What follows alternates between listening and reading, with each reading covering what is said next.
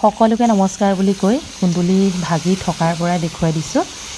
এনেধৰণে কুন্দুলি যদি ভালকৈ পিঁয়াজ অলপ দি ভাজি দিওঁ, মোৰ মানুহজনে খাই বহুত ভাল পায়। বাকী এতিয়া সকলোৱে কামে কামে লাগি আছে।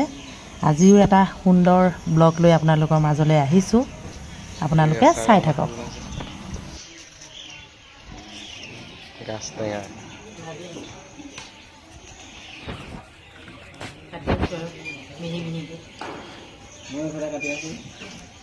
নমস্কাৰ, মোৰ নাম অমিত শইকীয়া।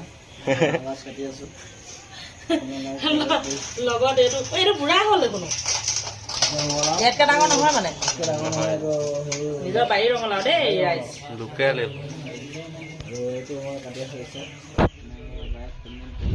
খালি মোৰ আজি নিচা ধৰি আছে, কৈ থাকোঁ নিচা নাই কৰা, মই নিচা নাই কৰা। আমি খাব সকলোৱে।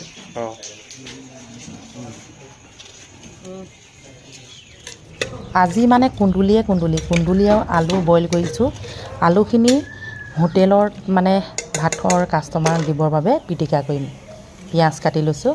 বাকী ৰঙালাও, এইফালে বাঁহৰ গাজ একেলগে ভাজিম। এনেধৰণে জবৰজং খানা খাইছেনে আপোনালোকে? বাঁহৰ গাজ আৰু ৰঙালাও যেই নহওক, আটাইখিনি এনেধৰণে যা যোগাৰ কৰি লৈ ধুনীয়াকৈ বহিম। এইটো টিং দেখিছেনে? বগী টিং মানে তেলৰ টিং। এখন গামোচা পাৰি লৈছোঁ, ইয়াতে মানে লুঙি এখন পাৰি লৈছোঁ। আৰু এনেধৰণে পৰিপাটিকৈ সকলো গোটাই কিবা এটা বনাবলৈ হ'লে ভাল লাগে। এয়া ক'লা বগা কেৰাহীটোত তেল গৰম হৈ গ'ল, পিঁয়াজ যোগ কৰি দিলোঁ, অকণমান দি দিলোঁ পাঁচফোৰণ দিয়াৰ লগে লগে এতিয়া ফটৰ ফাটাৰ ফুটিব। অকণমান ভাজি দিছোঁ।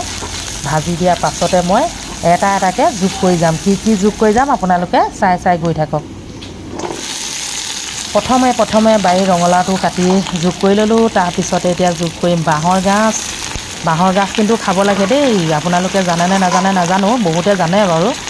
মানে বাঁহৰ গাজটো যে যিকোনো প্ৰকাৰে বনাই খাব লাগে, বইল কৰি খাব পাৰে, যেই নহওক। আৰু লগতে এইকেইদিন মানে ধৰক ডিঙিটো অকণমান ইফালে সিফালে বিষ কৰি আছে, সেয়েহে নিৰামিষ খাইছোঁ। আৰু প্ৰায় নিৰামিষেই খোৱা হয় বাৰু। এয়া চাওকচোন, বইল বেছিকৈ খাই ভাল পাওঁ, নিৰামিষ খাই ভাল পাওঁ। এতিয়া 5 মিনিটমান এনেধৰণে ভাজি দিয়া হৈছে। ভাজিলেহে খাবলৈ ভাল লাগিব। এয়া চাওকচোন তলত কেনেকৈ ধৰা হৈছে, মানে অকণমান ৰঙা পৰি গৈছে। সেয়েহে এতিয়া মই লাহেকৈ গৰম পানী অলপ যোগ কৰিব লাগিব। গৰম পানী যোগ কৰাৰ লগে লগে মানে সোৱাদ লগা হ'ব। সেয়েহে গৰম পানী অলপ যোগ কৰি 5 মিনিটমান উতলাই দিয়াৰ পাছতে বাঁহৰ গাজখিনি ধুনীয়াকৈ সিজি যাব। ৰঙালাওটো কথাই নাই আৰু, ৰঙালাও মানে একেবাৰে জুই পোৱাৰ লগে লগে গলিয়ে যায়, নহয়নে বাৰু?